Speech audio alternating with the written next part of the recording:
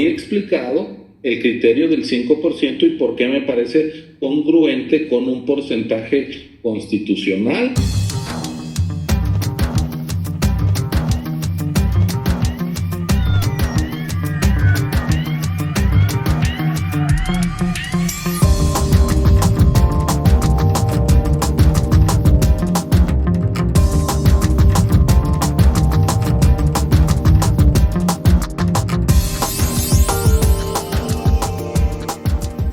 Decidieron no votarlo a favor y yo respeto el voto.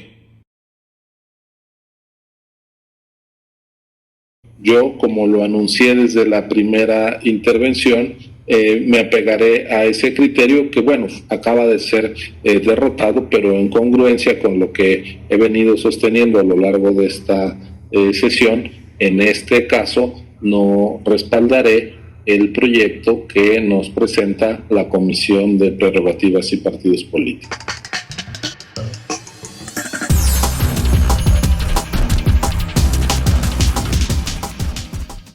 No comparto que se estén introduciendo elementos a estas alturas.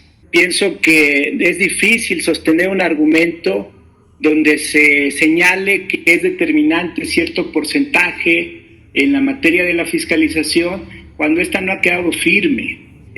Más allá del porcentaje, que si fue 8, que si fue 22%, que si fue casi 25% de dinero que no se tiene la claridad de su proveniencia, lo cierto es que esos porcentajes se pueden mover, tanto porque se impugnaron, si no mal ubico, por todos los actores políticos, como por el oficioso que mandamos a hacer.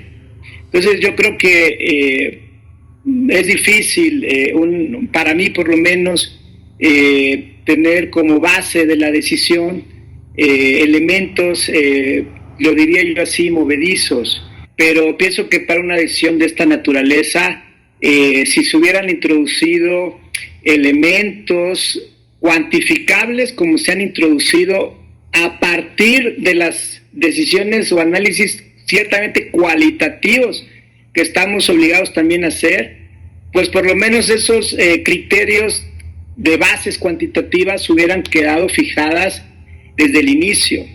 Hubiera valido con toda la pertinencia y para preservar el principio de certeza que las organizaciones que han pretendido constituirse en partidos políticos hubieran sabido cuál era ese techo que la propia autoridad iba a derivar consecuencias de este alcance, de esta naturaleza.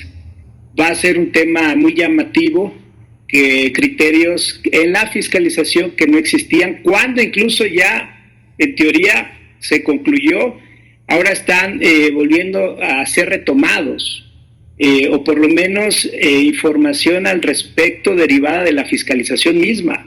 Ya no tenemos claridad si en realidad fue una etapa agotada o no, o iba a tener estas consecuencias.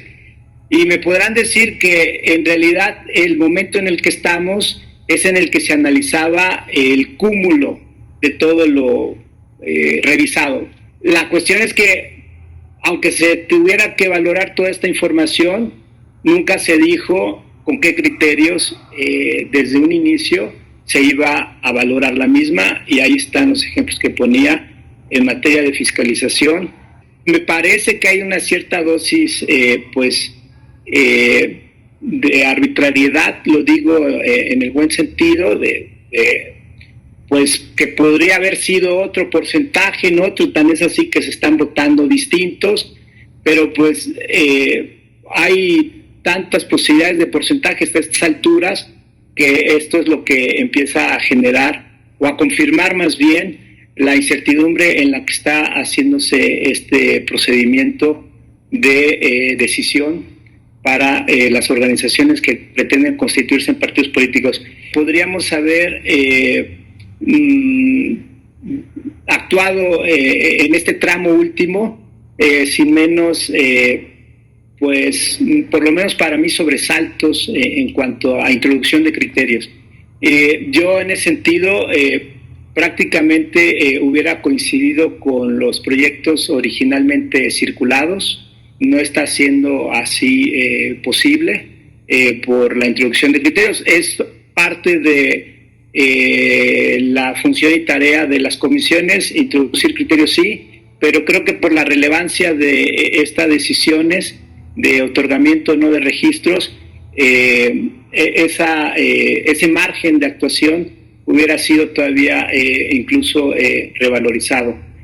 Votaré a favor del proyecto y no acompañaré la introducción de criterios que han venido presentándose. Gracias.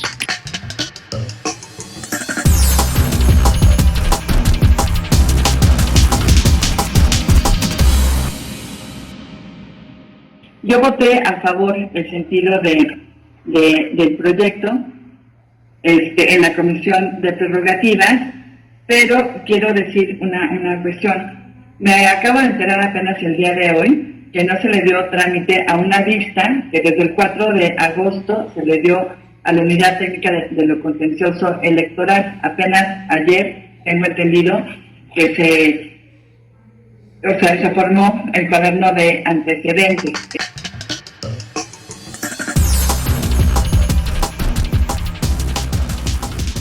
Yo no tengo esos elementos en este momento para pronunciarme a favor del registro y yo por lo tanto votaría en contra de que se le otorgue el registro a libertad y responsabilidad democrática. En este caso concreto, pues para mí sí resulta sorprendente que exista esa lista, que realmente yo no tenía conocimiento de que no se había hecho la investigación correspondiente, y si además habíamos dicho que se iban a votar los registros el 31 de agosto y por mayoría de votos se cambió hasta el 4 de septiembre, según esto, para terminar con todos los procedimientos que estuvieran pendientes por la investigación de las irregularidades, a mí sí me desconcierta mucho que ni siquiera se le haya dado el trámite correspondiente a esta circunstancia.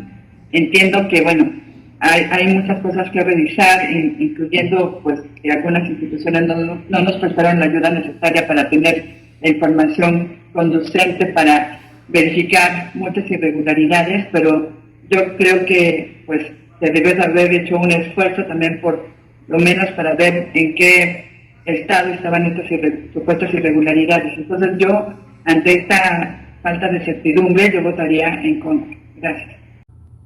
En segunda ronda, la consejera Claudia Zavala. Gracias, presidente. Me sorprende escuchar que no se tenía conocimiento de que había procedimientos abiertos, porque incluso el aplazamiento de la propia resolución se hizo con plena conciencia de que iban a quedar procedimientos abiertos.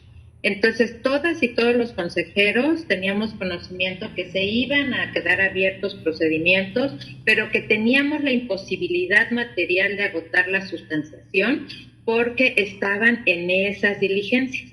Así se nos hizo del conocimiento y, si no mal recuerdo, así quedó dicho en el acuerdo. Entonces, teníamos plena conciencia. Yo, la verdad es que a mí me parece que el trabajo que debemos hacer todas y todos es un trabajo serio e informado, que la información siempre está en las áreas y que si alguien tenía alguna duda podía ir a preguntar a las áreas, como siempre lo hacen, como siempre lo hacen, porque cuando nos reunimos desde la Comisión de Quejas, el director ejecutivo nos expresó que tenía pendientes todavía asuntos por resolver. Entonces no es una sorpresa el que haya pendientes. Y eso lo comentamos en una mesa de reunión de trabajo, todas y todos los consejeros. Entonces, hoy no hay un tema novedoso. Votamos al inicio de la sesión hacernos cargo de resolver estos asuntos, conscientes, a pesar de la petición del maestro Hugo Zundón, conscientes de que se iban a quedar pendientes algunos procedimientos. Y dijimos que íbamos a hacer hicimos todo lo que humanamente era necesario para poder llegar en las mejores condiciones. El modelo que se adoptó fue para poder tomar en cuenta todas las irregularidades. No es que estemos metiendo criterios novedosos. El criterio de hace rato yo no lo acompañé porque tengo plena conciencia de lo que voté en fiscalización. Y en fiscalización, frente a una modalidad, como yo lo dije en la sesión, de uso de un aparato, que evidentemente, y ya checando después la normativa nacional, es evidente que hay huella y que si eso se va y que hay estados de cuenta y que si por los tiempos nosotros no pudimos pedirlos, porque son los tiempos de fiscalización, debemos estar conscientes cuáles son los límites de nuestro trabajo. Y nuestro trabajo es impulsar las cosas en la medida de nuestras posibilidades y cerrar hasta antes de lo que tenemos que resolver. Entonces hoy podemos buscar pretextos para no hacernos cargo de algo y decirnos sorprendidos. La verdad es que todos tuvimos esa información y todos tuvimos esa conciencia de que se iban a quedar procedimientos sancionadores sin ordinarios y el de fiscalización que se votó por parte de este Consejo. Y esa información todos la tuvimos de manera puntual. Entonces no me parece justo que en este Consejo General se vengan a hacer esas acusaciones y se vengan a presentar esas manifestaciones de sorpresa. Consejeras, consejeros, seamos responsables, asumamos nuestras responsabilidades de manera con la responsabilidad ética que exige nuestro cargo. ¿Es cuánto, presidente? Y finalmente quiero sumarme al criterio del consejero Ciro Murayama, porque una cosa es que una asamblea haya sido financiada con dinero cuya proveniencia no tenemos idea de dónde proviene, es decir, se trata de un objeto de gasto de proveniencia indebida, y otra cosa es que los ingresos de una organización no tengan una fuente clara, cuando además estamos hablando de porcentajes no menores. Hago mío el criterio del 5% que señalaba el consejero Ciro Murayama, y desde este punto de vista a mí me parece que es imposible, que no se puede acompañar, que no se debe acompañar el otorgamiento del registro a una organización que obtuvo casi uno de cada 10 pesos de fuente desconocida, como libertad y responsabilidad democrática. Y no creo que se trate de doble sanción, consejera Humphrey, como usted señalaba. Aquí sí le separo. Una cosa es sancionar un acto ilícito y otra cosa es lo que hoy estamos haciendo. El de hoy no es un proceso de sanción, el de hoy es una valoración integral de todos los elementos que esta autoridad adquirió, se allegó para emitir una determinación respecto al otorgamiento o no de un registro. El no otorgar un registro es una decisión que no tiene que ver con la imposición de una sanción. Para eso votamos en el ámbito de la fiscalización. Hoy estamos tomando una decisión respecto de si habrá o no nuevas organizaciones y si éstas han cumplido o no, y en consecuencia otorgamos no los registros con los parámetros que fija la Constitución. Una cosa es una cosa y otra es otra, digo yo.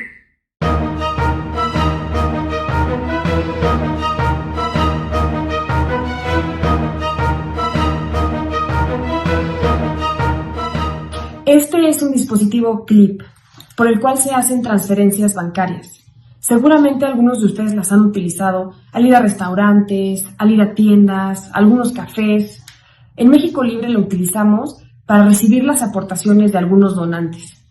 Para que la autoridad electoral pudiera identificar cada una de estas aportaciones, se le entregaron 4 documentos. El primero, un recibo de aportaciones de simpatizantes que incluía el nombre completo, la dirección, el RFC, la clave de elector y los 4 últimos números de su tarjeta bancaria, además de su firma. También se entregó la copia credencial del elector de ese donante y una carta bajo protesta de decir verdad, donde los donantes declaraban que tanto la credencial como la aportación eran suyas. Además se entregó un comprobante emitido por la misma aplicación CLIP, en donde se indica la fecha, hora y la localización de cada una de las transferencias. Y en los últimos días, ante la multa injusta, gran parte de los aportantes enviaron copia de su tarjeta bancaria y número de cuenta. Es falso que no se puedan identificar cada una de las aportaciones a México Libre. Todos los documentos fueron entregados a los consejeros electorales. Vamos a buscar que el tribunal actúe conforme a derecho y le otorgue el registro a México.